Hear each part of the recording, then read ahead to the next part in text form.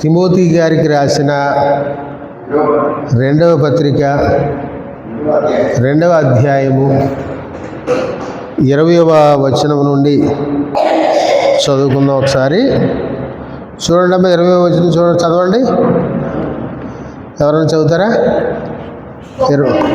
గొప్ప ఇంటిలో వెండి పాత్రలను బంగారు పాత్రలను మాత్రమే కాక కర్రవియు మంటివియు కూడా ఉండును. వాటిలో కొన్ని ఘనతకును కొన్ని ఘనహీనతకును.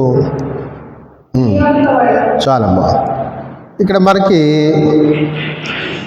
20వ వచనం నుండి 26వ వచనం వరకు ఇదొక సందర్భం. మా వింటున్నారు కదా? 20వ వచనం నుండి 26వ వచనం వరకు ఒక సందర్భం.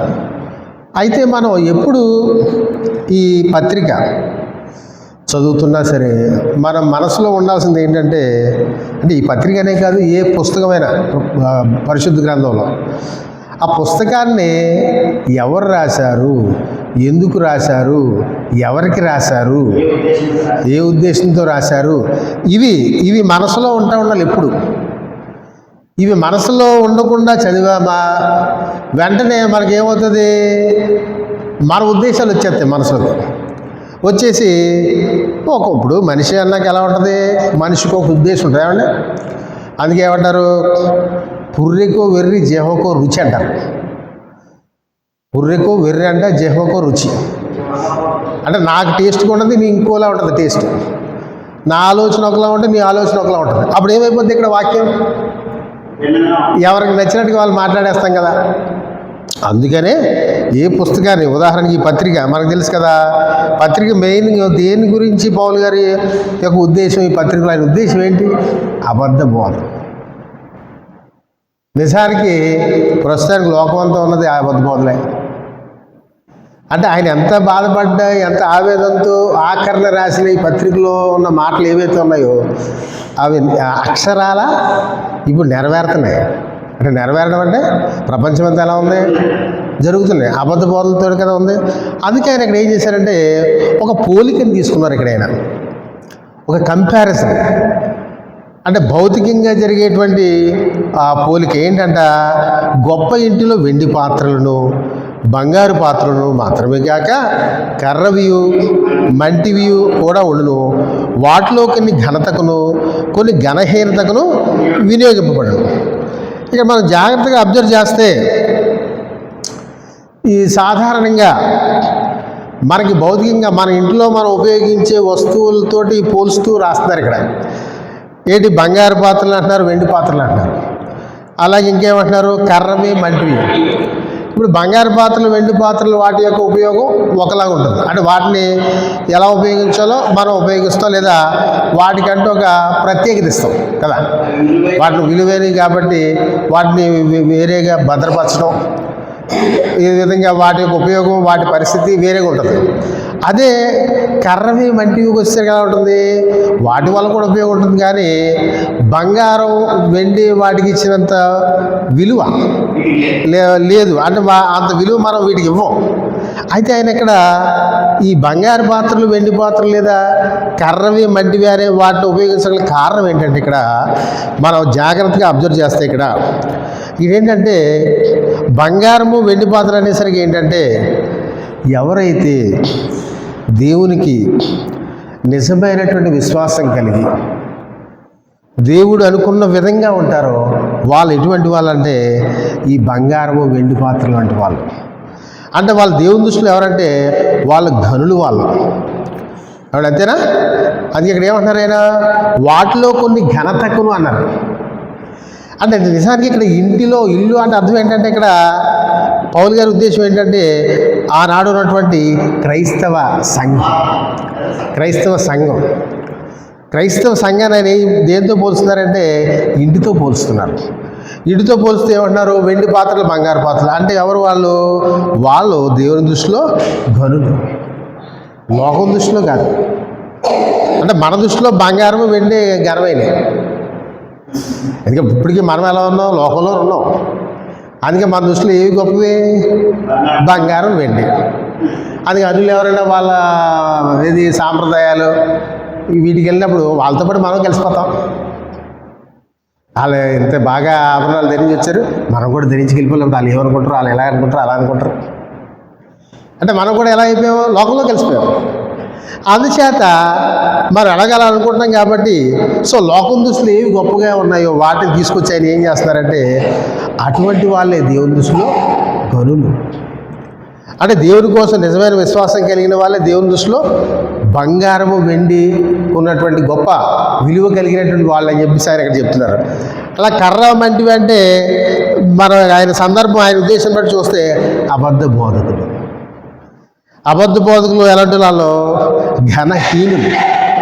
దేవుని దృష్టిలో, లోకం దృష్టిలో వాళ్ళు గొప్పలు కనవచ్చు. దేవుని దృష్టిలో అయితే వాళ్ళు ఎవరంట? ఘనహీనులు వాళ్ళు. చూద్దాం ఒకసారి చూడండి. ఎందుకని ఈ మాట మాట్లాడుతున్నారంటే 21వ వచనం చూడండి. ఇక్కడ 21వ వచనంలో ఏమంటున్నారు? ఎవడైనను వీటిలో చేరక తన్ను తాను పవిత్రపరచుకున్న యెడల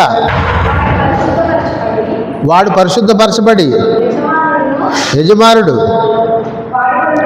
వాడుకొనుటకు అర్హమై ప్రతి సత్కార్యమునకు సిద్ధపరచబడి ఘనత నిమిత్తమైన పాత్ర వేయడం. చూసారా?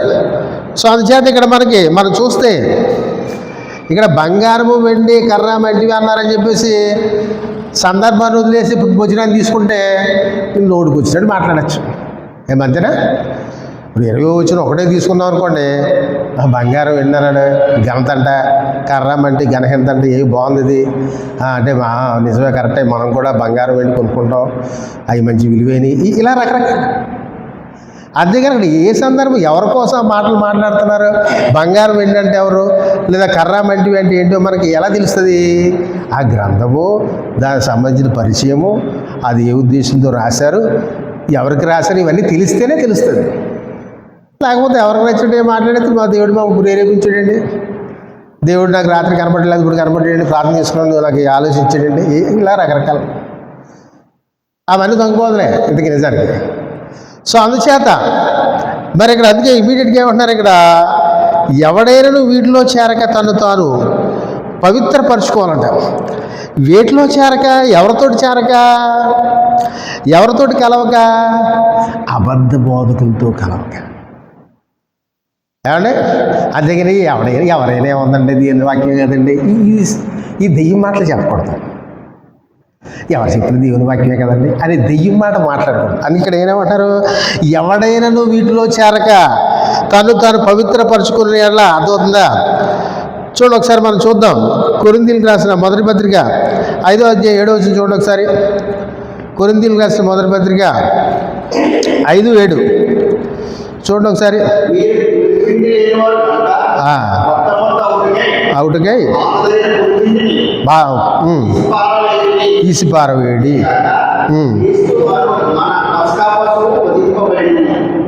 కొరింథీయులకు రాసిన పత్రిక, అదే మొదటి పత్రిక, అదేనండి 5వ అధ్యాయము 7వ వచనం కదా చదివారు ఏమండి?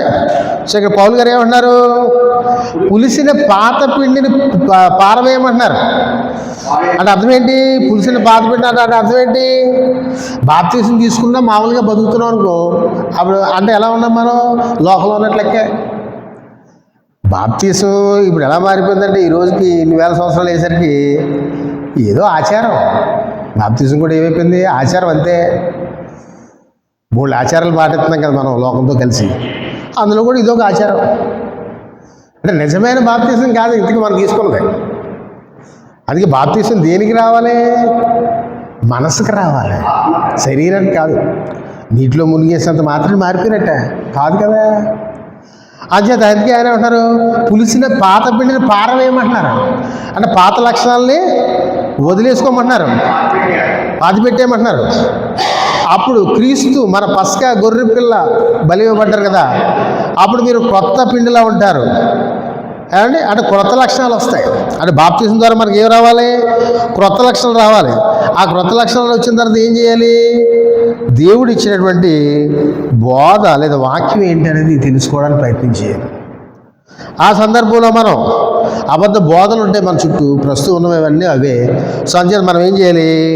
వాటిలో చేరక, ఏమంటున్నారైనా పౌలు గారు ఏమంటున్నారమ్మా? ఏ బోధ అయితే నమ్మేది పర్లేదు, ఎక్కడికైతే వెళ్ళిపోండి అంటున్నారు ఆయన. ఏమంటున్నారు అక్కడ? వాటిలో చేరక ఏం చేయాలంట? పవిత్రపరచుకోవడం. అంటే పవిత్రపరచుకోవాలి. మరి పవిత్రపరచుకోవడం అనేది ఎలా వస్తుంది మనకి ఇక్కడ? అంటే ఏదైతే దేవుడు అనుకున్నటువంటి బోధ, అపోస్తులకి దేవుడు ఏదైతే బోధ ఇచ్చారో ఆ బోధలో మనం ఉండాలి. ఆ బోధ కలిగిన వాళ్ళతో మనం సహవాసం చేయాలి. లేకపోతే మనం అబద్ధ బోధకులతో కలిసి మనం కూడా లోకంలో కలిసిపోయి లోకం లిస్టులోకి వస్తాం. మనం కూడా లోకం లెక్క అవుతాం. ఏమండి? అదే ఏం చేయాలంటే మనం ఏం చేయాలంట? పరుచుకోవాలి. పరిశుద్ధపరచుకోవడం. ఇక్కడ మనకి పరిశుద్ధపరచుకోవడం అంటే అర్థం ఏంటంటే, ఇక్కడ మనం ఎప్పుడు పరిశుద్ధపరచబడతాం? మనం ఇక్కడ అంటే దేవుడిని ఎరిగిన వాళ్ళంగా జీవిస్తున్నప్పుడు మనం పరిశుద్ధపరచబడుతున్నట్లు లెక్క. పరిశుద్ధపరచబడిపోవడం అంటే ఏ తెల్ల బట్టలు వేసుకుని, లేదు ఇంకా ఏ చేసుకుని, పాత నిబంధనలో వాళ్ళు చేశారు కదా ఆచారాలు, అవన్నీ పాటించడం కాదు పరిశుద్ధపరచడం అంటే. ఇప్పుడు పాత నిబంధనలోనే ఆయన ఏమన్నారు? విగ్రహారాధన చేయొద్దన్నారు. పాత నిబంధనలోనే చేయొద్దన్నారు. క్రొత్త నిబంధనలు వచ్చేసరికి అసలు చేయకూడదు విగ్రహారాధన.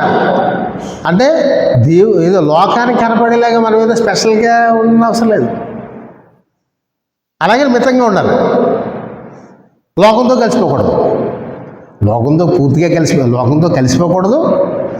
అలాగని చెప్పేసి లోకం దృష్టిలో మనం ఏదో సన్యాసుల్లాగా కొంతమంది ఉంటారు కదా, మరి అలాగే అయిపోకూడదు. అలాగని మన మనసు ఎలా ఉండాలి? యాక్చువల్గా పరిశుద్ధపరచబడడం అంటే ఏది పరిశుద్ధపరచబడాలి? ఇక్కడ మన మనస్సు అనేటువంటిది పరిశుద్ధపరచబడాలి. ఆ మనసు పరిశుద్ధపరచబడడం అని ఎప్పుడు వస్తుందంటే, మనం దేవునితో ఎప్పుడైతే ఎక్కువ సమయం గడుపుతామో, లేదా దేవుని వాక్యంతో ఎక్కువ సమయం గడుపుతామో, అప్పుడు మనకి ఎలా వస్తుందంటే పవిత్రమైన మనసు అనేది వస్తుంది. అంటే మన మనసులోకి చెడ్డ ఆలోచనల్ని రానివ్వకుండా చేయగలిగినటువంటి ఏకైక శక్తి ఏదైనా ఉందంటే దేవుని వాక్యం మాత్రం. ఏ మనిషికైనా, ప్రపంచంలోనే ఏ మనిషికైనా. అంటే చాలామంది రకరకాలుగా వ్యక్తిత్వ వికాసం అవి ఇవని కబుర్లు చెప్తారు. ఎవరెన్ని కబుర్లు చెప్పినా ఏమండి, అంటే చదువుకున్న వాళ్ళకి మాట్లాడితే మన మనసులోకి చెడ్డ ఆలోచనలు రానివ్వకుండా చేయగలిగినటువంటి ఏకైక శక్తి, ఏకైక ఆయుధం ఏంటంటే దేవుని వాక్యం మాత్రమే. అది ప్రపంచంలో పేరెనికైనా మేధావులకి అది అర్థం కాలేదు. అర్థమవుతుంది కదా? సో అందుచేత ఇక్కడ మనం గమనిస్తే అందుకే ఎలా ఉండాలంట? యజమానుడు వాడుకొనుటకు. ఇక్కడ యజమానుడు అనే పదం వాడారు కదా. యాక్చువల్గా ఏంటంటే మనకి ఒరిజినల్గా అక్కడ ఏంటంటే యజమాని అనే పదం వాడారు, కానీ నిజానికి అక్కడ ఏంటంటే మనకి ఏముంటుందంటే 24వ వచనంలో చూస్తే, ఒకసారి 24వ వచనం చూడండమ్మా.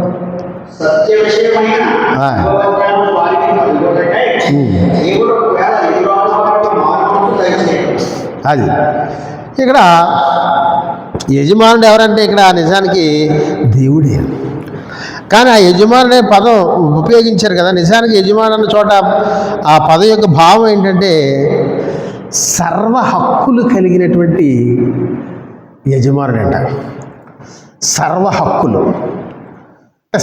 అంటే అర్థం ఏంటి? మీకు అర్థమయ్యే భాషలో చెప్పాలంటే, నాకు దగ్గు వస్తుందంటే అడిగి దగ్గాలి, నాకు తుమ్ము వస్తుందంటే అడిగి తుమ్మాలి ఒక వ్యక్తి దగ్గర ఉన్నాను అంటే అర్థం ఏంటి? మనం ఏ పని చేస్తున్నా సరే అది దేవునికి చెప్పి చేయాలి, దేవునికి తెలిసి చేయాలి. అంటే ఇంకేంటి? ఇది దేవునికి ఇష్టమో కాదో అనుకుని చేయాలి.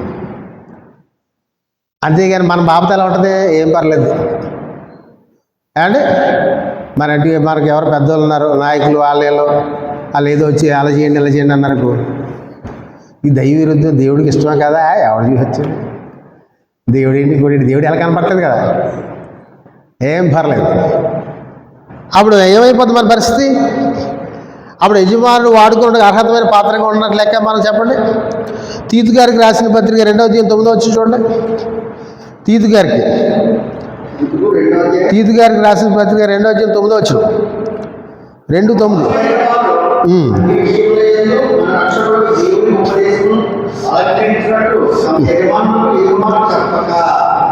యజమానుడికి ఎదురు మాట చెప్పండి. అంటే అఫ్కోర్స్ లోకంలో ఎలాగో మనం ఎదురు మాట చెప్పాలండి మన పైన ఉన్న అధికారికి. ఎందుకని ఉద్యోగం పోదేమో, డబ్బులు రామో, తిండి దొరకదేమో, భయం. అంతే కదా. లోకంలో ఉన్న యజమానులకి మనం ఎదురు మాట చెప్తామో చెప్పం. అడిగి సస్పెండ్ చేసేస్తాడేమో, జీతం రావు, డబ్బులు రావు, తిండి దొరకదు. అంటే మన ఆలోచన ఏంటంటే ఎంతసేపు మన శరీరానికి గురించిన భయమే. అంతే తప్ప నిజంగా మనకి దేవుడు అంటే భయం ఉందో చెప్పండి? నిజంగా మనకి దేవుడు అంటే భయం అనేది లేదు. అది స్పష్టం. అని పేతురు గారు రాసిన మొదటి పత్రిక 2వ అధ్యాయం 18వ వచనం చూడండి. 2:18. పేతురు గారు రాసిన మొదటి పత్రిక.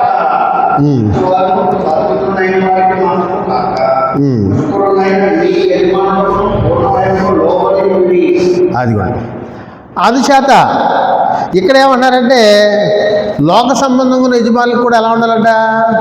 లోబడే ఉండాలి. అలాగే లోబడే ఉండాలండి. ఎందుకంటే మనకి ఆ లోబడి ఉండకపోతే మన బ్రతుకు తిరిగిపోద్ది. అంతే కదా. ఆ చేత లోబడి ఉంటాం. అంటే అలాగని ఆ యజమాని ఎంత దుర్మార్గులైనా లోబడి ఉండమంటాను. ఇప్పుడు అందుకే కదా పౌలు గారు ఈ పత్రిక రాస్తున్నారు. ఈ పత్రిక ఎక్కడ రాస్తున్నారు? ఆయన చెరసాల్లో, జైల్లో రాస్తున్నారు. ఆయన కొద్ది రోజులు ఆయన చంపైపోతారు. ఆ విషయానికి ముందే తెలుసు. ఆయన చంపించే వ్యక్తుల గురించి ఆయన వాళ్ళ కోసం ప్రార్థన చేయమని రాశారు. వాళ్ళకు లోబడి ఉండమని రాశారు. ఎందుకని? వాళ్ళు దేవుని ఎరిగిన వాళ్ళు అపోస్తులు. ఏమండి? అందుచేత మనం కూడా ఎలా ఉండాలంటే ఇవన్నీ ఏంటంటే మనకి దొంగ బోధకుల నుంచి దూరం అయిపోయి మనం ఎలా ఉండాలనేటువంటి మన జీవితాన్ని మనం ఎలా కాపాడుకోవాలనే ఉద్దేశంతో రాస్తున్న మాటలవి. అందుకని ఆయన ఈ విధంగా రాస్తాను. ప్రతి సత్కార్యమునకు సిద్ధపరచబడి, ప్రతి సత్కార్యం prepared for every good work అంట. ప్రతి సత్కార్యమునకు సిద్ధపరచబడి. ఇక్కడ పౌలు గారు సార్ మనం చూద్దాం. అంటే యాక్చువల్గా ఇక్కడ మనకి ఈ ప్రిపేర్డ్ లేదా ప్రిపేర్ అనే వర్బ్ ఉంది కదా, ఇది పౌలు గారు ఒరిజినల్గా ఆయన యెషయా గ్రంథంలోంచి ఈ పదాన్ని తీసుకున్నారు ఆయన. ఎందుకంటే పౌలు గారు ఆయన ధర్మశాస్త్ర పండితులైన, పాత నిబంధనలలో పండితులైన పౌలు గారు. అందుకే ఈ పదాన్ని ఆయన యెషయా గారి గ్రంథంలోంచి తీసుకొని అక్కడ సందర్భం అయితే నెగిటివ్గా ఉంటుంది. అయితే ఆ దాన్నే ఇక్కడ కొరింథీయులకు రాసిన మొదటి పత్రిక ఒకసారి చూడండి. మనకి కొరింథీయులకు రాసిన మొదటి పత్రిక 2వ అధ్యాయము 9వ వచనం.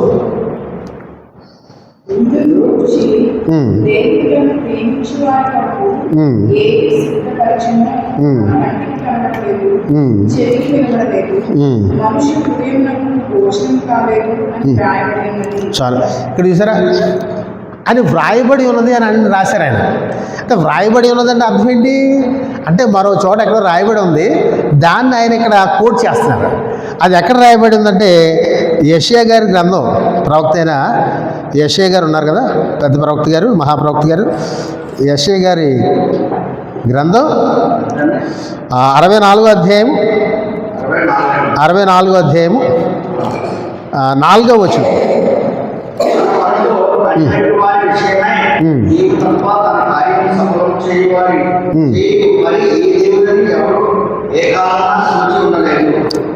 ఇంకొకసారి జాగ్రత్తగా చక్కగా చదవాలి. చక్కగా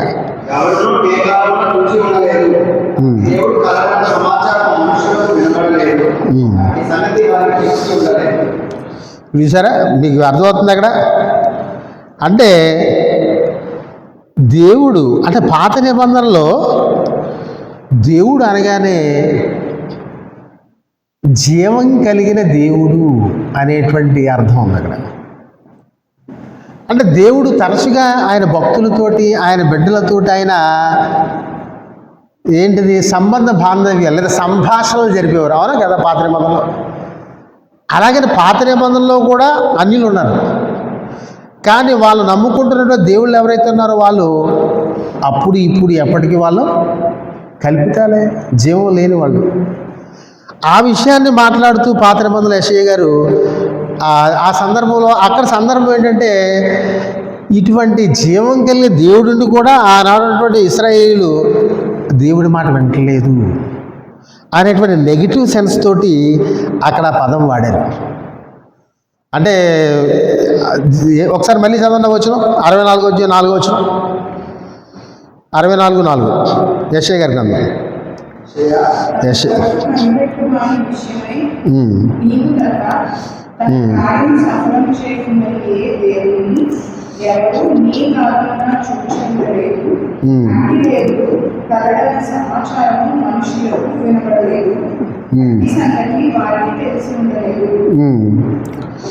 అంటే నువ్వు నిజంగా జీవం కలిగిన మీరు నిజం కలిగిన దేవుడు, మీరు మాలాంటి పాపాత్మలతోటి సంభాషిస్తారు లేదా మమ్మల్ని మీ దగ్గర తీసుకోవాలనే ఉద్దేశంతో ఉన్నారు, అయినప్పటికీ మేము మిమ్మల్ని గుర్తించట్లేదు, మీ మాటలు మేము వినట్లేదు అని చెప్తున్నారు. ఈ మాట ఎవరు అంటే మేము సిద్ధంగా లేము.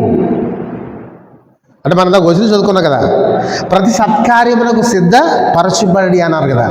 ఇక్కడ సెన్స్ ఏంటంటే, ఆనాడు ఉన్నటువంటి ప్రజలు దేవుడు వాళ్ళతో మాట్లాడదాం, వాళ్ళని దగ్గరికి తీసుకుందాం, వాళ్ళని నా పిల్లలుగా నా బిడ్డలుగా వాళ్ళని జీవింపు చేసుకునేలాగా నేను చెప్పినట్టుగా వాళ్ళని ఉండేలాగా సహకరించుకుందాం అనే ఉద్దేశంతో ఆయన దగ్గరికి తీసుకుందామని ప్రయత్నించినా సరే వాళ్ళు సిద్ధంగా లేరు అని చెప్తున్న మాటని పౌలు గారు ఇక్కడ ఏం చేశారంటే, ఆ మాటని అక్కడ నెగిటివ్, కానీ ఆయన ఇక్కడ ఏం చేశారంటే దీన్ని పాజిటివ్గా తీసుకుని ఇక్కడ ఏం మాట్లాడుతున్నారు.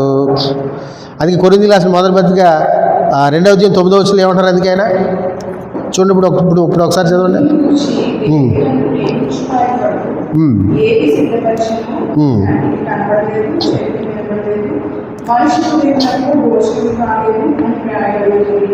అది అదేంటి, అక్కడ పాత నిబంధనలు అయితే ఆయన ప్రేమించే వాళ్ళ కోసం అవి ఆయన ఏవైతే సిద్ధపరిచారో వాళ్ళు గమనించుకోలేదు వాటిని, లేదా ఆయన ఏవైతే సిద్ధపరిచారో అవి తీసుకోవడానికి వాళ్ళు సిద్ధపరచబడలేదు. కానీ ఇప్పుడు ఇక్కడ యజమానుడు వాడుకునేటువంటి పాత్రగా ఉన్నట్లయితే అప్పుడు ఏమవుతారని చెప్తారు ఆయన, ప్రతి సత్కార్యములకి సిద్ధపరచబడి, అంటే ఏమవుతారంట, సిద్ధపరచబడతారు. ఆ మాట ఆయన ఏం చెప్తున్నారంటే పాజిటివ్ వేలో చెప్తున్నారు ఇక్కడ. నిజంగా మీరు కనుక అలాగా ఆయన్ని వాడుకోవడానికి వీలుగా మారినట్లయితే అప్పుడు దేవుడు ఏం చేస్తారంట, ప్రతి సత్కార్యమునకు సిద్ధపరచబడతారని చెప్పేసి ఆయన ఇక్కడ చెప్తున్నారు. ఒకసారి చూద్దాం మరి. ఎఫెసీయులకు రాసిన పత్రిక 2వ అధ్యాయం 8-9 వచనాలు చూడండి.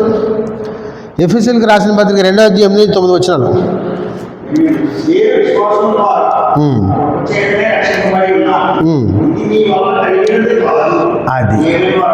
అది చూసారా, ఇక్కడ మన జాగ్రత్తగా గమనిస్తే మన ఫీలింగ్ ఏంటంటే, చాలా వరకు మనం ఏమనుకుంటామంటే, ఏదో క్రైస్తవ కుటుంబంలో పుట్టాం, మా అమ్మ నాన్న క్రైస్తవులంట, అందుకే నేను క్రైస్తవురాలని అనే ఫీలింగ్. నిజానికి అలాంటి ఫీలింగ్లు ఉంటాయి కనుక అసలు అలాంటి ఫీలింగ్లో ఉన్నవాళ్ళు లోకంలో ఉన్నట్లు లెక్క, వాళ్ళు లోకస్తులు. నువ్వు బ్యాప్టిజం తీసుకోవచ్చు, ఆదివారం వెళ్ళి రావచ్చు, ఇవన్నీ చేయొచ్చు, కానీ నువ్వు అదే ఫీలింగ్తో ఉన్నావు అనుకో, నువ్వు ఎవరివి అంటే నువ్వు లోకస్తురాలు. చాలామంది ఏమనుకుంటారంటే దాన ధర్మ కార్యాలు చేసేస్తే, కొంతమంది అంటారు మాకు దేవుడు లేదు ఎవరు లేదండి, ఎవరంటే రకరకాల దేవుళ్ళు ఈ గొడవ మాకు ఎందుకండి, మేము చక్కగా అందరికీ దాన ధర్మాలు చేస్తామండి, అంటే పుణ్యకార్యాలు చేస్తామండి, మరి మాకు దేవుడు స్వర్గం రాదా, మాకు రాదు. అదే ఇక్కడ మాట ఏంటిది, మనమేదో గొప్ప పనులు చేసేస్తే, మనమేదో మంచి పనులు చేసేస్తే, దాన ధర్మాలు చేసేస్తే స్వర్గం ఇచ్చేయడానికి నువ్వు ఎవరికి దాన ధర్మాలు చేస్తున్నావు? నువ్వు ఈ దాన ధర్మాలు చేయడానికి నీకు అవన్నీ ఎక్కడి నుంచి వచ్చాయి? నీకు అవన్నీ ఎవరిచ్చారు? అసలు నువ్వు ఎక్కడి నుంచి వచ్చావు? అందుచేత ఏంటంటే మనకు అనుకుంటున్నట్టుగా మనమేదో గొప్ప పనులు చేసి లోకంలో గొప్ప పనులుగా చలామణి అవుతే అటువంటి వాళ్ళకి దేవుడు ఏదో ఇలా చూడండి, కొంతమంది వెళ్తారు కదా, విఐపి ఎంట్రన్స్ ఉంటాయి కదా, అలాగే విఐపి ఎంట్రన్స్లు ఏమి ఉండవు స్వర్గానికి వెళ్తాయి. విఐపి దర్శనాలాగా ఇంకోట్లాగా ఏదైనా మీటింగ్స్ జరిగితే విఐపి సీటింగ్ ఉంటుంది కదా, అలాంటిది ఏమి ఉండదు. ఎందుకని మనం ఏంటి, మనం జన్మతః పాప స్వభావం కలిగిన వాళ్ళం. ఏ మనిషి జన్మతః పాప స్వభావం, సిన్ఫుల్ నేచర్ అంటారు, అండ్ లేదా ఫాలెన్ నేచర్ అంటారు. అదే జన్మతః పాప స్వభావం. పుట్టికి పుణ్యమే, జాగ్రత్తగా వినాలి. పుట్టడం అనేది పవిత్ర కార్యక్రమే. పుట్టిన తర్వాత ఈ శరీరానికి ఏమొచ్చింది? పాప స్వభావం వచ్చింది, సిన్ఫుల్ నేచర్ వచ్చింది. అందుకని birth is holy. After born or after birth sin becomes sinful nature, having sinful nature, sorry flesh becomes sinful nature. So అందుచేత ఇక్కడ మనం గుర్తుపెట్టుకోవాల్సింది ఏంటంటే, ఇక్కడ అందుకని తప్పనిసరిగా మనం ఏమవ్వాలి? దేవుడు ఎవరో తెలుసుకోవాలి, దేవుడు ఎవరో గుర్తించాలి. ఆ గుర్తించేటువంటి పనిలో ఆయన గుర్తించడానికి వచ్చేటువంటి పరిస్థితి ఎలాంటిదంటే అదే పౌలు గారు చెప్పారు. ఎఫెసీయులకు రాసిన పత్రిక 2వ అధ్యాయం 8-9 ఏమని మాట్లాడుతున్నారు ఆయన? ఎఫెసీయులకు రాసిన పత్రిక 2వ అధ్యాయం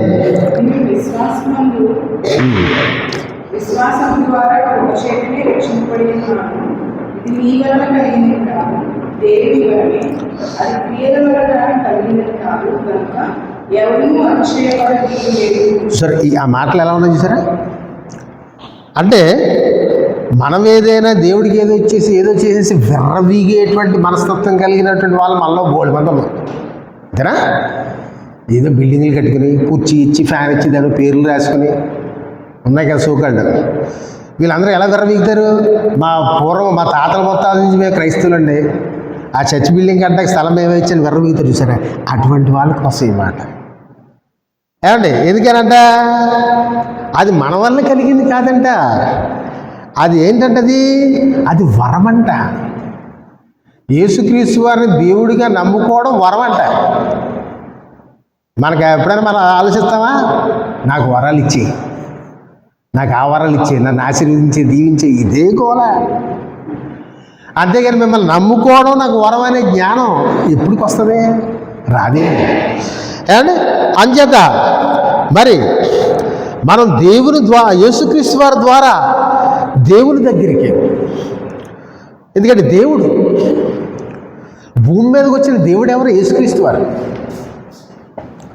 దేవుడు అంటే ఎవరో తెలియదు కాబట్టి 2000 సంవత్సరాల క్రితం వరకు కూడా, అంటే దేవుడు ఉన్నారు కానీ మనుషుల ఫీలింగ్ ఏంటి? ఆ దేవుడు ఎక్కడో ఉన్నారు, మేము ఎక్కడ ఉన్నాం, మేము బోడి బాధపడుతున్నాం. ఇదే గొడవ. ఏంటి బాధలు పడ్డావు? నువ్వు దేవుడు చెప్పినట్టుగా బతకట్లేదు, నీకు నువ్వు తప్పులు చేసి బాధలు తెచ్చుకుని తిరిగేసేంటి? యాక్సిడెంట్లు ఎందుకు అయిపోతున్నాయి? దేవుడు ఏం చేస్తున్నాడు? లేదా నేరాలు ఘోరాలు జరిగిపోతున్నాయి, దేవుడు ఏం చేస్తాడు? ఏంటిది అసలు? నువ్వేం చేస్తున్నావు? నువ్వు దేవుడి కోసం ఏమైనా చేస్తున్నావా? నువ్వు దేవుడి కోసం బతుకుతున్నావా? ఈ ఆలోచనలు ఏమి ఉండవు. ఏ ఘోరం జరిగింది దేవుడు ఏం చేస్తున్నాడు? అవి ఎలా జరిగిపోయింది, ఈ ఘోరాలు జరిగిపోతున్నాయి. అసలు మీరు అందరి వల్ల ఈ ఘోరాలు జరిగిపోతున్నారా బాబు? ఆ విషయం అర్థం అవట్లేదు మీకు. సో అందుచేత మనం జాగ్రత్తగా అబ్జర్వ్ చేస్తే కనుక ఇక్కడ మరి ఎఫెసీయులకు రాసిన పత్రిక 1వ అధ్యాయము 4వ వచనం, అంటే ఎఫెసీయులకు రాసిన పత్రిక 1వ అధ్యాయం 4వ వచనం.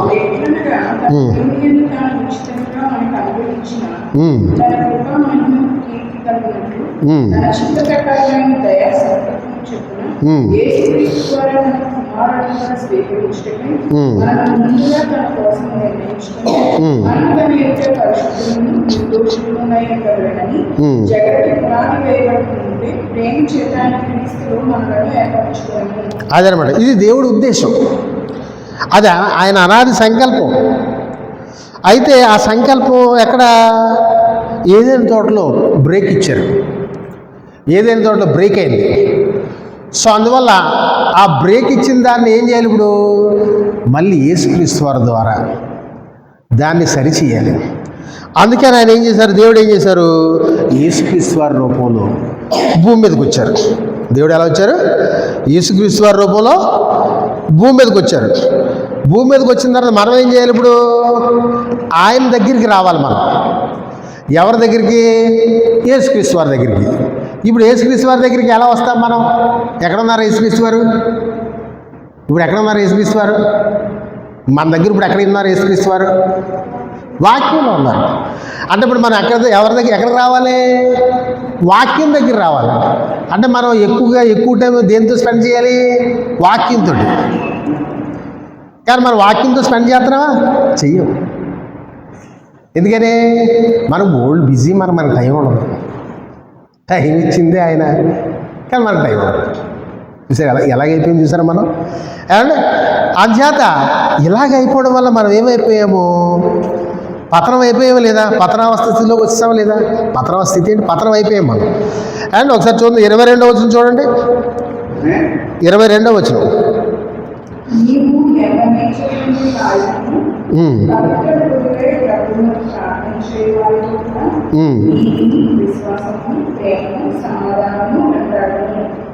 చూసారు ఏమంటున్నారు ఇక్కడ? యవ్వనేచ్ఛల నుండి పారిపోమంటున్నారు. యవ్వనేచ్ఛలు. ఇక్కడ విషయం ఏంటంటే మీరు గుర్తుపెట్టుకోవాల్సింది, చాలామంది ఏమనుకుంటారంటే మనుషులు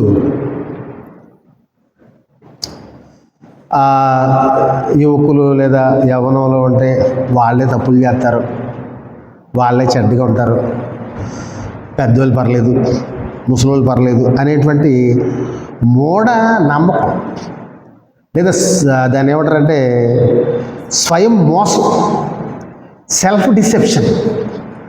అంటే ఏమనుకుంటారు? పెద్దోళ్ళు ఏమనుకుంటారు? యువకులు వీళ్ళే తినకుండరు, మేము పర్లేదు అనేటువంటి ఆలోచిస్తుంటారు. కానీ నిజానికి ఇక్కడ గుర్తుపెట్టుకోవాల్సిన విషయం ఏంటంటే, మన జీవితంలో ఉన్నటువంటి ప్రతి దశలో కూడా మనకి శోధనలు వస్తాయి, మనం శోధనలో పడిపోవడం జరుగుతుంది. ఇందులో యువకులు ఒకలే, పెద్దవాళ్ళు పర్వాలేదు, ముసలాళ్ళు పర్వాలేదు, ఇది కాదు ఇక్కడ. అంటే ఈ లోకం అంటే మనుషుల నడవడికి ఎలా మారిపోయిందంటే, కొంతమంది చూసి కొంతమంది. ఇప్పుడు నేనున్నాను పెద్దవాళ్ళు, నాకంటే చిన్నవాళ్ళు చూసి ఏమనుకుంటారు? ఆడు కరెక్ట్గా ఉండలేదు, నేను కరెక్ట్గా ఉంటాను, నేను ఫీల్ అవుతాను. ఇప్పుడు నాకంటే పెద్దవాళ్ళు చూసి నన్ను చూసి ఏమనుకుంటారు? నేను పర్వాలేదు, ఇంకా ఎలా ఉన్నాడు ఇలా అనుకుంటారు. ఇది కాదు ఇక్కడ. దేవుని దృష్టిలో చిన్న బిడ్డ అయినా ముసలివాడైనా ఒకటే, సమానమే. ఈ జ్ఞానం రావట్లేదు మనుషులకి. అండ్ ఒకసారి మనం చూద్దాం. అదేంటంటే ప్రసంగి గ్రంథం 11వ అధ్యాయం 10వ వచనం. ప్రసంగి గ్రంథం 11వ అధ్యాయం 10వ వచనం.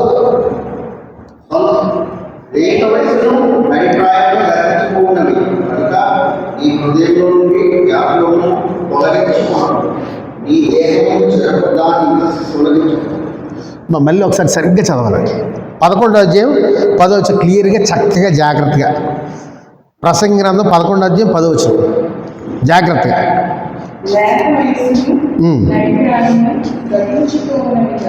అది ఒకసారి ఆగండి చూడండి. లేత వయసును నడిప్రాయం. లేత వయసు అంటే తెలుసు కదా మీకు, అంటే యవ్వనం మన భాషలో. నడిప్రాయం అంటే మధ్య వయసు. ఆ తర్వాత ఏమంటున్నారు? గతించు పోవునవి. ఓకే. అంటూ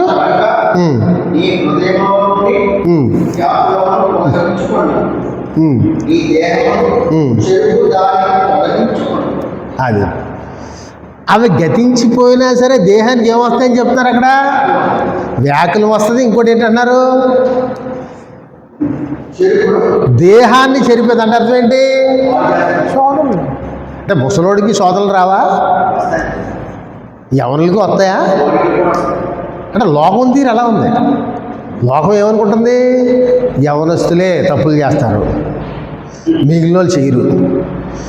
ఈ ఎవడు మధ్య నడి వయసు లేదా ముసలి వయసు వచ్చిన వాళ్ళు కూడా వాళ్ళు కూడా వేలు ఎవరి వైపు చూపిస్తారు?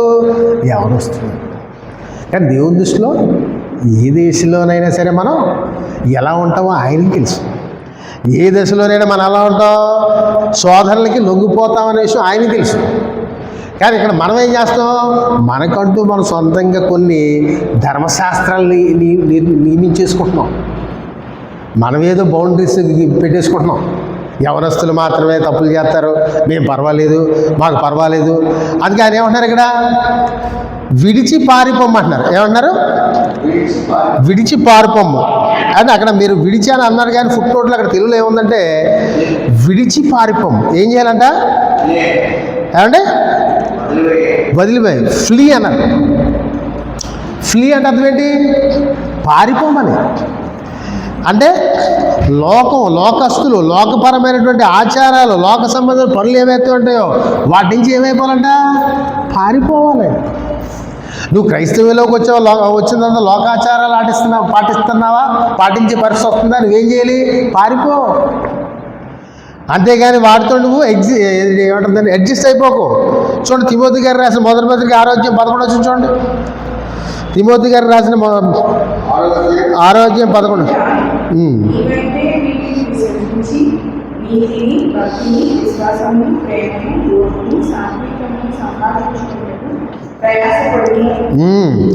చూసారే మరి ఇక్కడ ఎలా ఉండాలి? ఇక్కడ విసర్జించాలంట. వేటిని విసర్జించాలి? రకరకాలైనటువంటి, అంటే ఇక్కడ ముఖ్యంగా పౌలు గారి ఉద్దేశం ఏంటంటే దొంగ బోధల్లో ప్రస్తావిస్తున్నటువంటి వాటిని విసర్జించమంటున్నారు. అంటే అర్థం లేని మాటలు, వ్యర్థ ప్రేలాపనలు, వీటిని ఏం చేయాలంట? విసర్జించాలి. ఏమండి? అంతేగాని బాగా చెప్తున్నాడు, భలే ఉన్నాయి, చేపుకి బాగా వినసొంపుగా ఉన్నాయి, మంచి ప్రశాంతంగా ఉంది, పైనుంచి ఏసీ వస్తుంది, హాయిగా ఉంది, దేవుడి సన్నిధి ఇక్కడే ఉంది, ఇంకా అర్థమవుతుంది మీకు నేను చెప్పే మాటలు. దేవుడి సన్నిధి బిల్డింగ్లో ఉండదు. దేవుడి సన్నిధి వాక్యం నీ హృదయంలోకి వెళ్ళినప్పుడు ఉంటుంది. అంతేగాని దేవుడి సన్నిధి బిల్డింగ్లో కట్టడంలో ఉంటుందా? కట్టడంలో ఇంకేంటి అంటే మరి దేవుడు ఏమన్నారు? మన హృదయంలోకి వస్తారన్నారా లేదా బిల్డింగ్లో ఉంటారన్నారా? ఏమా అందుచేత ఇక్కడ ఏంటంటే మనకి, అందుకే మనం ఏం చేయాలంటే పవిత్ర హృదయులై ప్రభువునకు ప్రార్థన చేయవారితో కూడా, పవిత్ర హృదయులై ప్రభువునకు ప్రార్థన చేయవారితో. ఈ మాట ఏంటంటే యాక్చువల్గా ఇది ఏంటంటే మీకు అర్థమయ్యే భాషలో చెప్పాలంటే, బాప్తీసం తీసుకున్న తర్వాత తీసుకున్న మొదటి రోజు ఎలా ఉందో చచ్చిపోయే వరకు అలాగే ఉండాలి. అంటే అర్థం ఏంటిది? Present continuous life. Present continuous life ఎప్పటి నుంచి? From the time of baptism. బాప్తీసం తీసుకున్నప్పటి నుంచి ఎలా ఉండాలంట? పవిత్ర హృదయాలే ప్రభువునకు ప్రార్థన చేయవారిలాగా ఉండాలండి. ఉందా మనకి అలాగా? బాప్తీసం తీసుకున్నప్పటి నుంచి ఉన్నాం అలాగా? అలా ఉండాలనేటువంటిది ఇక్కడ పౌలు గారి యొక్క ఉద్దేశం. మరలా అప్పుడు ఏది 23వ వచనం చూడండి అమ్మా. 3వ వచనం.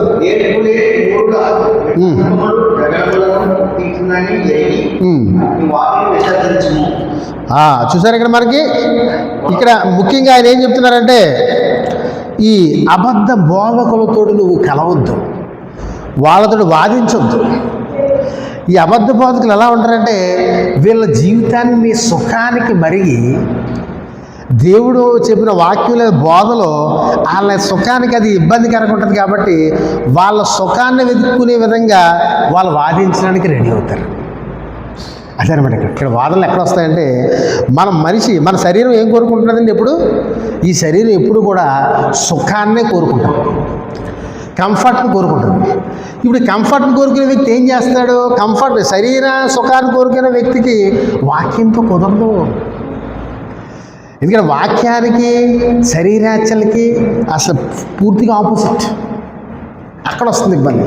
అందుకే దొంగ బోధకులు ఏం చేస్తారు? ఏం పర్లేదులే అన్నట్టుగా వెళ్తూ ఉంటారు కదా. అప్పుడు వాళ్ళకి ఏమవుద్ది? ఎక్కడికక్కడ వాక్యం బ్రేక్ వేసేస్తూ ఉంటుంది. అప్పుడు ఏం జరుగుతుంది? అప్పుడు వాళ్ళకి ఏం చేయాలి తెలియక అప్పుడు ఏం చేస్తారు? వాదించడం మొదలు పెడతారు. అందుకని అటువంటి వాళ్ళతోటి వాదించొద్దు, అటువంటి వాదనలోకి నువ్వు వెళ్ళొద్దు అని చెప్పేసి పౌలు గారు అక్కడ ఖరాఖండిగా విసర్జించమంటున్నారు. అంటే చూసారా, విసర్జించమంటున్నారు చూసారా, అండ్ విసర్జించమంటున్నారు అంటే విడిచిపెట్టేమంటున్నారు. ఇంకా నువ్వు అప్పుడు దొంగ బోధకులతో వాళ్ళ కలవద్దు అంటున్నారు. అంతేకాదు మరి విన్నప్పుడు ఏం చేస్తాం? మనం పట్టుకుని బ్రతిమలాడతామా? బ్రతిమలాడినా వినరు. అప్పుడు అటువంటి వాళ్ళని ఏం చేయాలి? విడిచిపెట్టేయాలి. అవునా కదా? తీతు గారికి రాసిన పత్రిక 2వ అధ్యాయం 12వ వచనం చూడండి. 2వ అధ్యాయం 12వ వచనం.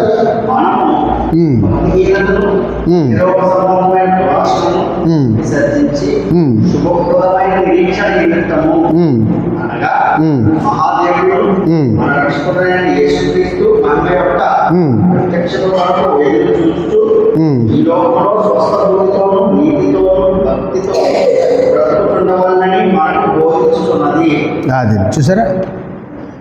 సో ఇహలోకమైనటువంటి దురాశలు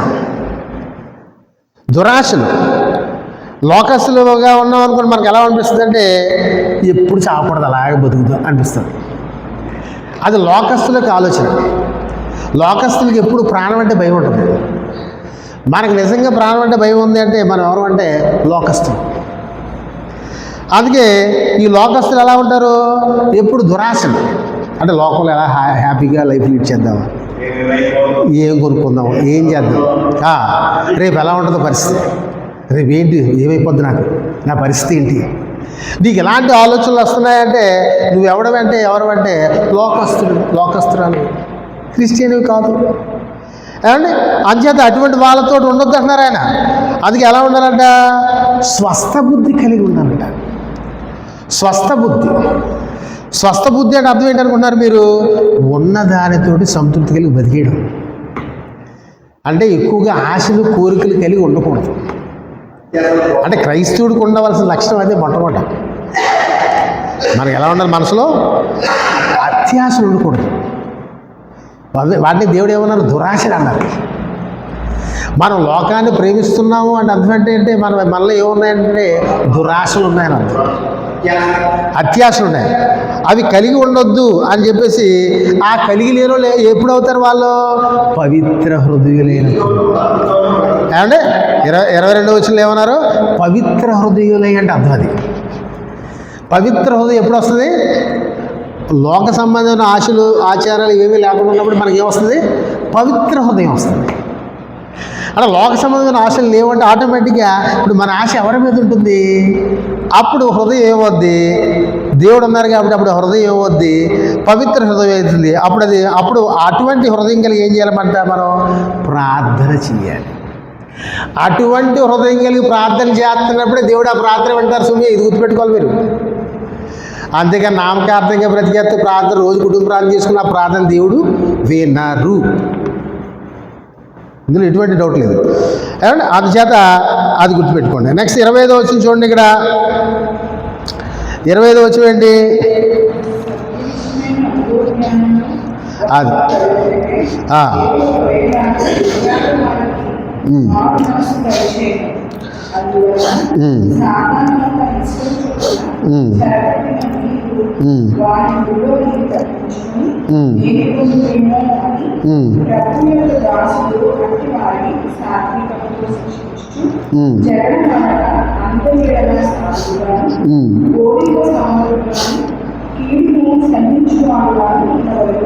ఇక్కడ ఏంటంటే మనకి ఈ 24-25 వచనాలు ఏంటంటే ఇక్కడ మనకి ఒక దేవుని సేవకుడు, ఒక దైవ సేవకుడికి ఉండాల్సిన లక్షణాలు చెప్తున్నారు ఇక్కడ. ఎలాగంటే ఇక్కడ అంటే మానవ రీత్యా మనిషి రీత్యా అవతల వాడు వాదించే దాన్ని బట్టి కోపం వచ్చేస్తూ ఉంటుంది. ఇప్పుడు ఇక్కడ దేవుని వాక్యం చెప్తా ఉంటే, దేవుని వాక్యం బోధిస్తూ ఉంటే ఆటోమేటిక్గా ఏం జరుగుతుంది? సత్యం చెప్తూ ఉంటే వాడు మధ్యలో అడ్డుకుంటాడు అనుకోండి అవతల వ్యక్తి. అప్పుడు ఏమవుద్ది? ఆటోమేటిక్గా శరీరరీత్యా మనకి ఏమొచ్చేస్తుంది? కోపం వచ్చేస్తుంది, ఉక్రోషం వచ్చేస్తుంటారు. కానీ యాక్చువల్గా సేవకుడు ఎలా ఉండాలంట? ముఖ్యంగా సేవకుడు ఆ ఉక్రోషాన్ని తగ్గించేసుకొని బ్యాలెన్స్డ్.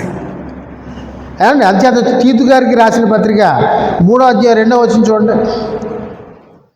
తీతు గారికి రాసిన పత్రిక 3వ అధ్యాయం 2వ వచనం.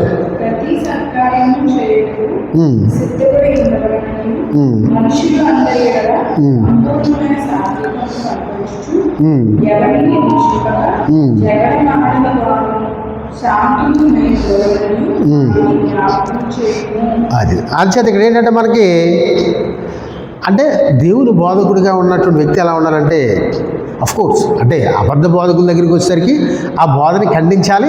అప్పుడు అలాగే సీరియస్గానే మాట్లాడాలి. అట్ ద సేమ్ టైం ఎలా ఉండాలి, మిగిలిన వాళ్ళందరితో కూడా ఎలా ఉండాలి, చాలా సాత్వికంగా ఉండాలి. ఇక్కడ ఈ పరిస్థితి ఎలా తయారైందంటే ఆ సాత్వికాన్ని వీళ్ళు ఎలా తీసుకున్నారు, ఏం పర్వాలేదు, ఏదైనా చేసేయచ్చు, ఏం పర్లేదమ్మా, నువ్వు వచ్చేసి కూర్చుని వెళ్ళిపో చాలు, దేవుడిని దీవించేస్తాడు. ఇది సాత్వికం అనుకుంటున్నారు. అంటే ఇక్కడ ఏం జరుగుతుంది, అబద్ధ బోధని ఎంకరేజ్ చేయడం కూడా ఎంకరేజ్ చేస్తూ మేము చాలా సాత్వికంగా ఉంటున్నామండి, మేము ఎవరిని విమర్శించట్లేదండి అనేటువంటి ఇంకొక అంటే సాతాను యొక్క యుక్తులకు పడిపోతున్నారు ఇక్కడ. ఏమండి అంటే ప్రతి క్షణం సాతాను ఏం చేస్తుందంటే బోధకుడుగా ఉన్న వ్యక్తిని ఏ విధంగా అతన్ని దేవుడి నుంచి దూరం చేద్దామా అనే ఉద్దేశంతో ఎప్పుడు కూడా సాతాను యొక్క అండర్లో ఎవరు ఉంటారంటే ఫస్ట్ సేవకులే ఉంటారు. ఎందుకంటే వాళ్ళని వాడు దాంట్లో తీసుకున్నాడు అనుకో ఇబ్బంది ఉంటుంది, ఎలా చేసుకున్నా గొడవలేదు, ఆడి హ్యాపీగా ఉంటాడు. అందుకే కదా యోహాన్ గారు ఏమన్నారు ఆ పత్రికలో మనం చెప్పుకున్నాం, లోకమంతయు దుష్టుని యందు ఉన్నది అన్నారు ఆయన ఆ మాట ఎప్పుడు అన్నారు, ఆయన 2000 సంవత్సరాల క్రితం ఉన్నారు. అప్పటికే దేవుడు ఏమని చెప్పారు ఆయనకి, లోకమంతా ఎవరి దగ్గర ఉందంటే ఎవరి కింద ఉందంట, దుష్టుని కింద ఉంది. అంటే ఇప్పుడు మనందరం ఎవరి కింద ఉన్నాం, దుష్టుని కింద ఉన్నాం. అంటే మనందరం కూడా ఇంకో మీకు అర్థం చెప్పాలి, వాడి పార్టీలో ఉన్నాం. ఇప్పుడు అలాంటప్పుడు మనం దేవుడి పార్టీలోకి వెళ్తామంటే అప్పుడు ఏం చేస్తుంది, వెళ్ళిస్తుందా, ఇవ్వదు. అందుచేత దేవుడు మనకు చెబుతున్నటువంటి సాత్విక మనసు అది ఏ విషయంలో ఉపయోగించాలి, ఏ విషయంలో సాత్వికంగా ఉండాలనేటువంటి ఆ డిస్క్రిమినేషన్ మనకి తెలియాలి. అందుకే దేవుడు ఏమంటున్నారు, లేదా పౌలు గారి ద్వారా పేతురు గారు అదే తిమోతి గారికి ఏమని చెప్తున్నారు, అందుకే దొంగ బోధకుల నుంచి దూరం అయిపో. ఏమండి అలా కాలేదనుకోండి, కొంతకాలానికి ఏమైపోతాం, కలిసిపోతాం వాళ్ళతోటి. ఇప్పుడు ఫర్ ఎగ్జాంపుల్ ఒక్కళ్ళమే ఉన్నాం అనుకోండి, మిగతా వాళ్ళందరూ కూడా వేరే వైపు ఉన్నారనుకోండి, ఏమనిపిస్తుంది కొద్ది రోజులకి, నేను ఒక్కడే ఉన్నాను, నా వైపుకి ఎవరు లేరు, ఎందుకు వచ్చింది కూడా ఏదైతే ఉంది నేను కూడా వాళ్ళది. ఇది పరిస్థితి ఇక్కడ. అందుచేత ఇక్కడ మనం గుర్తుపెట్టుకోవాల్సింది ఏంటంటే, అందుకే ఏమంటారైనా ఈ మన బోధ వినకుండా, అంటే మన బోధ అంటే అపోస్తలుల బోధ వినకుండా ఎవరైతే ఉంటున్నారో వాళ్ళని ఏం చేయాలంట, సాత్వికంతో శిక్షించమంటున్నారు ఇక్కడ. కరెక్టింగ్ విత్ మీక్నెస్ అనేది ఇక్కడ సాత్వికంతో శిక్షించాలి. అంటే అలాగే మ్యాక్సిమం వాళ్ళు ఒకవేళ దేవుని బోధన గ్రహించే స్థితిలో వచ్చే పరిస్థితిలో ఉన్నారని అర్థమైతే వాళ్ళని ఏం చేయాలంట, సాత్వికంగా శిక్షించాలి. అంటే వాళ్ళతోటి ఇప్పుడు మనం చదువుకున్న వచనాలు బట్టి ఆ దయ కలిగి, ఆ సాత్వికం కలిగి, ఆత్మ నిగ్రహం కలిగి వాళ్ళని మెల్లగా నెమ్మదిగా ఒప్పిస్తూ, అంటే ఒప్పించడం అంటే మళ్ళీ నేర్పుని మాటలు చెప్తారు, సత్యాన్ని వాళ్ళు గ్రహించే విధంగా, వాళ్ళు ఒప్పించే విధంగా మనం మాట్లాడాలి. ఆ విధంగా చేయడానికి ఏమంటారంటే సాత్వికంతో శిక్షించడం, అది చేయాలి. ఆ విధంగా చేయాలని చెప్పేసి పౌలు గారు తిమోతి గారికి చెప్తున్నారు. ఏమంటే చెప్తున్నారు లేదా, ఇంకేమంటే 25వ వచనంలో ఏమంటున్నారు, 25వ వచనంలో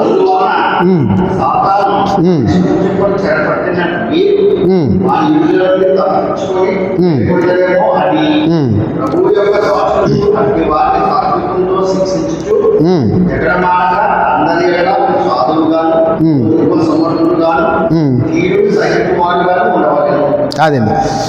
సో అంచేత ఇక్కడ ఏంటంటే మనకి రోమిలకు రాసిన పత్రిక 2వ అధ్యాయం 4వ వచనం చూడండి. రోమిలకు రాసిన పత్రిక 2వ అధ్యాయం 4వ వచనం.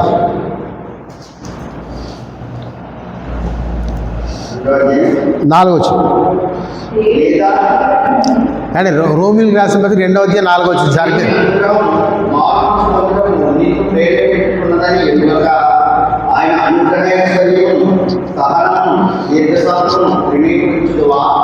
అది చూసారా. అంటే దేవుడు మనల్ని క్షమించాలి, లేదా దేవుడు మనల్ని క్షమిస్తున్నారు, అలాగే మనం ఆయన దగ్గరికి రావాలని ఆశతో ఉన్నారంట. కానీ మనం ఏం చేస్తున్నాం, ఆయన దగ్గరికి రాకుండా దేవుడే నన్ను క్షమించిన ప్రార్థన చేస్తాం. కానీ ఇక్కడ ఏం జరుగుతుంది, దేవుడు క్షమిస్తున్నారు కానీ మనం ఆయన దగ్గరికి వెళ్ళట్లేదు. అప్పుడు ఇలా ఉంటే కనుక మరి అలాంటి పరిస్థితులు ఏమవుద్ది, తప్పనిసరిగా ఏదో ఒక రోజున దేవుని ఉగ్రత మన మీదకి వస్తుంది. అది బ్రతుకుండగా రావచ్చు, చచ్చిన తర్వాత అలాగే ఉంటుంది ఉగ్రత, బ్రతుకుండగా కూడా ఉగ్రత ఉంటుంది.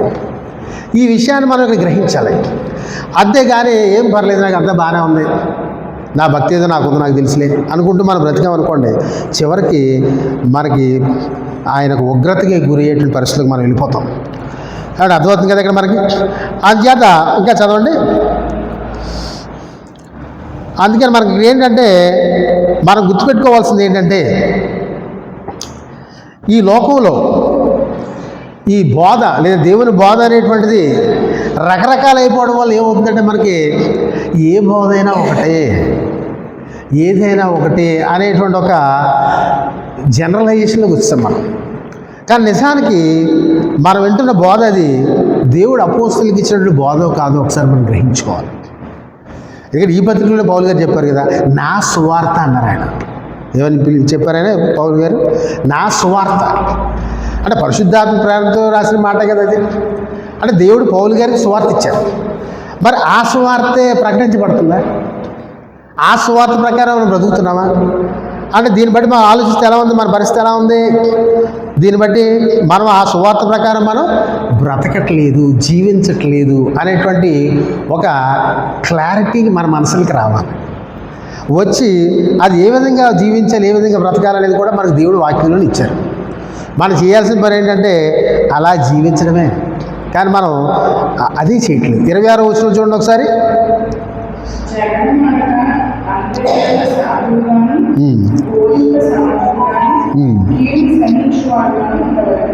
అది అందుచేత మరి జగడమాడక అంటే దెబ్బలాడకుండా అందరి ఎడల సాధువుగాను. అంటే ఇక్కడ మనకి ఇక్కడ అర్థం చేసుకోవాల్సిన విషయం ఏంటంటే, ఇక్కడ ఇప్పుడు లోక సంబంధమైన బోధనలో ఉన్నటువంటి 3 మంది ఉన్నా సరే వాళ్ళతో మనం ఈ మాటలు మాట్లాడుతున్నప్పుడు కొంతమంది దీని గురించి ఆలోచించి దీని దగ్గరికి ఏంటా అని ఆలోచించి ఇక్కడికి వద్దామనే ఉద్దేశంతో ఉన్న వాళ్ళు ఉంటారు. వాళ్ళతో వాళ్ళ ఉద్దేశంలో పెట్టుకుని ఏం చేయాలి? కోపపడకుండా సాత్వికంగా సాధువుగా. తీతు గారికి రాసిన పత్రిక 2వ వచనం మనం చదువుకున్నాం కదా, ఒకసారి చూడండి. తీతు గారికి రాసిన పత్రిక 2వ వచనం.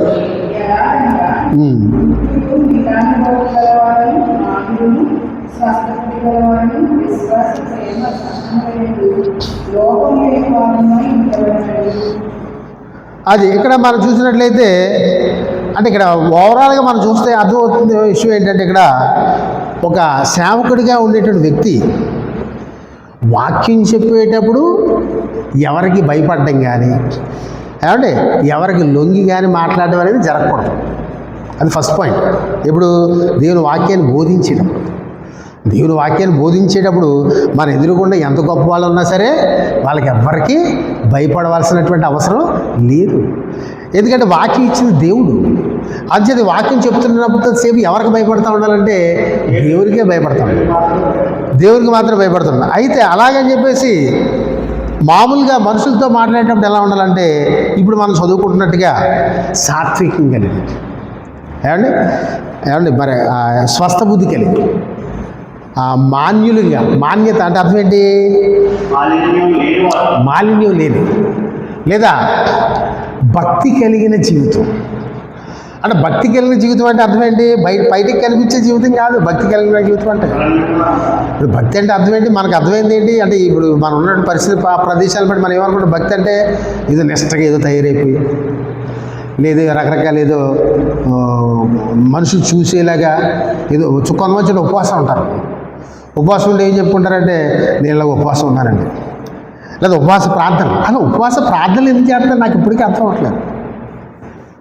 21 రోజులు ఉపవాస ప్రార్థన, 40 రోజులు ఉపవాస ప్రార్థన. దేనికి ఉపవాస ప్రార్థన? అలా దేవుడు దేనికి ఉపవాసం ఉండమన్నారు? నిజానికి మరి అపోస్తలులు ఉపవాసాలు ఉన్నారు, వాళ్ళు కూడా అలాగే చేశారా? పౌలు గారు అలాగే చేశారా? పౌలు గారు 21 రోజులు ఉపవాస ప్రార్థన చేయండి, 40 రోజులు ఉపవాస ప్రార్థన చేయమని చెప్పారు. అంటే 21 రోజులు ఉపవాస ప్రార్థన చేసి మిగతా రోజులు నీ ఇష్టం, 40 రోజులు ఉపవాస ప్రార్థన చేసి మిగతా రోజులు నీ ఇష్టం. వాళ్ళ జీవితాలు ఎలా ఉన్నాయి? తిన్నున్నప్పుడు తిన్నారు, తినలేనప్పుడు తినలేదు, అంతేనా? ఆ విధంగా జీవించారా? అంటే ఏంటి? వాళ్ళ ప్రతిరోజు ప్రతి క్షణం కూడా దేవుడితో జీవించారు. అది నిజమైన ఉపవాసం. ఆ టైంలో తిన్నా సరే ఉపవాసం లెక్కే. ఏది? దేవుడితో కలిసి జీవించినప్పుడు. అలా కాకుండా నువ్వేమి తినకుండా ఈ కొద్ది రోజులు ఉండి నీ అవసరాల కోసం ఏదో నీకేదో లిస్ట్ పెట్టుకుని ఇంకోటి ఏదో చేసుకుని వాటికి ఏదో ఉపవాస ప్రార్థనలు పెట్టుకుని నువ్వు ఈ లోక సంబంధమైన వాటి కోసం చేస్తున్నావు. ఇవన్నీ చేస్తూ నువ్వు ఏం ఫీల్ అవుతున్నావు అంటే చూసుకోండి, మా పెడుతున్నారు వాళ్ళు యూట్యూబ్ వాటిలో గొప్పగా జరిగినటువంటి ఉపవాస ప్రార్థనలు అంటే నీ లబ్ధి కోసం, నీ గొప్ప కోసం నువ్వు చేసుకుంటూ వాటి ద్వారా నువ్వు దేవుడిని ఏదో ఆరాధిస్తున్నారని నువ్వు భ్రమపడుతూ నువ్వు అలా ఉన్నట్లయితే మరి నువ్వెవరు అంటే నువ్వు కూడా లోక సంబంధివి, నువ్వు కూడా అబద్ధ బోధకుల యొక్క సమూహంలో ఉన్నటువంటి వాడివే అనే విషయాన్ని ఇక్కడ మనం గుర్తుపెట్టుకోవాలన్నమాట. అది మరి వాక్య భాగం ఉన్నటువంటి సారాంశం అనమాట. ప్రార్థన చేసుకుందాం.